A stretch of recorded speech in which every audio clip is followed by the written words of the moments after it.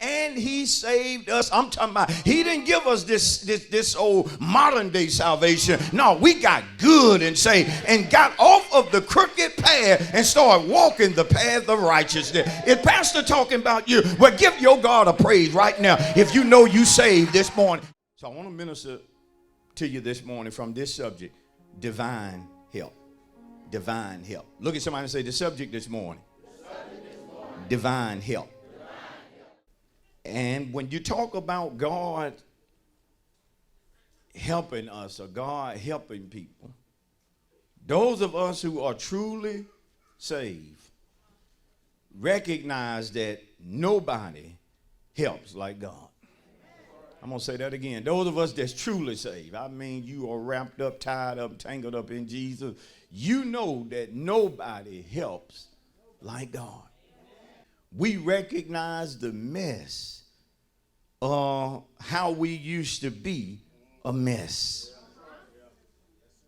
How we were just some jacked up folk before God got his hands on us.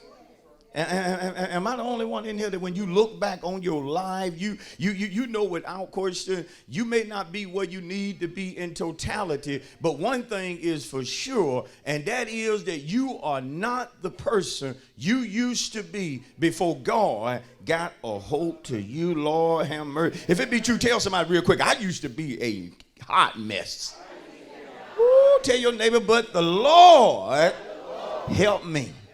I wish y'all shout that to somebody. The Lord has helped me. Y'all ain't shouting it like you mean it. Shout real loud. The Lord has shown enough helped me. Oh, some of us lied all the time, but God he's helped us. He's helped us, and there has been a mighty change. To the point that where people that used to know us will testify for us that yes, a change has happened to that woman. Yes, he is not the man that he used to be. No way she is what she used to be. God has helped them out. And so I can stand before you this morning and testify for hours on end about how God helped a person. Simply because when I called upon him, he helped me and delivered me from things and out of things that I could not deliver myself from. God helped me with things after I had broken a New Year's resolution every year. But then when I put it in the hand of God, when I cast that care on God, I'm telling you this morning, God helped me in a big time way. And guess what? He's still helping me because I still need his help.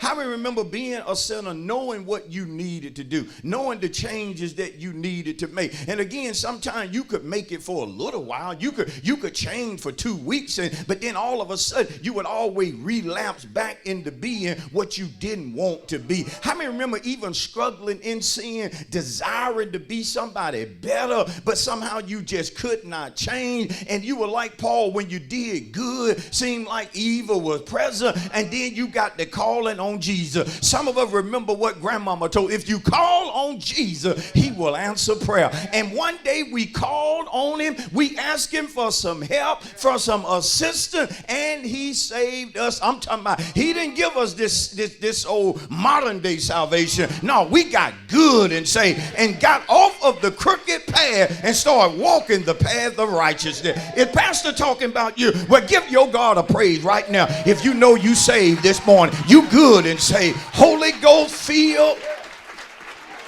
Hallelujah. Not perfect, but striving to please your God. Go on and praise him. Don't you be ashamed this morning. Hallelujah. Understand, when I use the word divine, I'm speaking to you saying that divine simply means of or pertaining to God. So when I'm speaking this morning about divine help, I'm saying to you that there is help that can come from God that no one else can provide. And there are times that, yes, we get in trouble, we get in situations where we are in need of divine help. And guess what? Someone is there this morning where you need divine help. Look at somebody, just tell them, say, ain't nothing wrong with needing help. Ain't nothing wrong with needing some help. Am I right? Nothing wrong with having to tell a person even that I need some help. I can't handle this on my own. I need some help. And at some point in your life, you will need some help. I don't care how many money you got. You can have a truckload of money, but in some area or another, you're going to need some help. You have to teach this. Note this. Sometimes we need help in areas that, if the truth be told, you really don't want nobody to know your business. Anybody ever needed help, but you really didn't want anybody to really know that you needed help in that area? You'd be surprised folk that suffer and go through things that they really don't have to go through, but they are to the point to where the area that they really need help in, they don't really want anybody to know. See, you have to be careful that you don't walk with a prideful spirit. Because there are folk in here this morning needing help, but because they are prideful, they won't ask for it. You'd be surprised.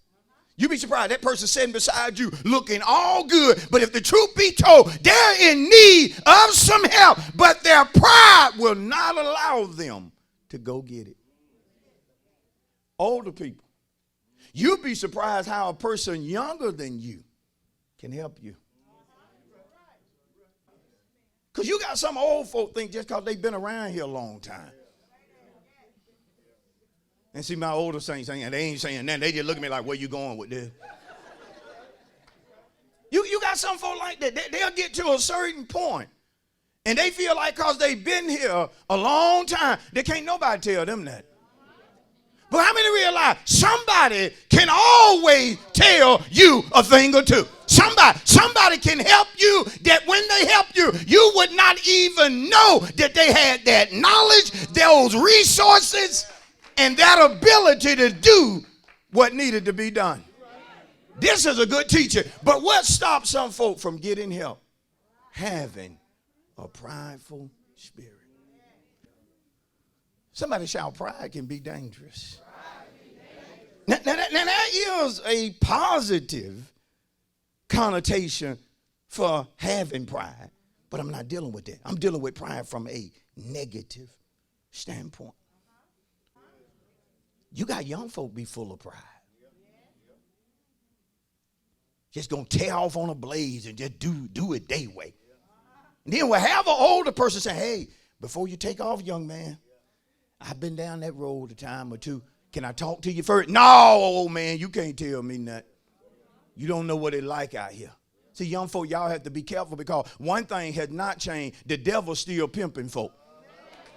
You hear me? Now the game may have changed in some form or another, but you still dealing with that same pimp. You still dealing with that same one who come to steal, to kill, and destroy. Maybe he changed up a few things, but it's still the devil that we are primarily dealing with. And as young people, you can learn a thing or two from folk who have went down the road that you own. Some of us, when it comes to the point of being broke, having to do without, boy, man, we can show you some stuff.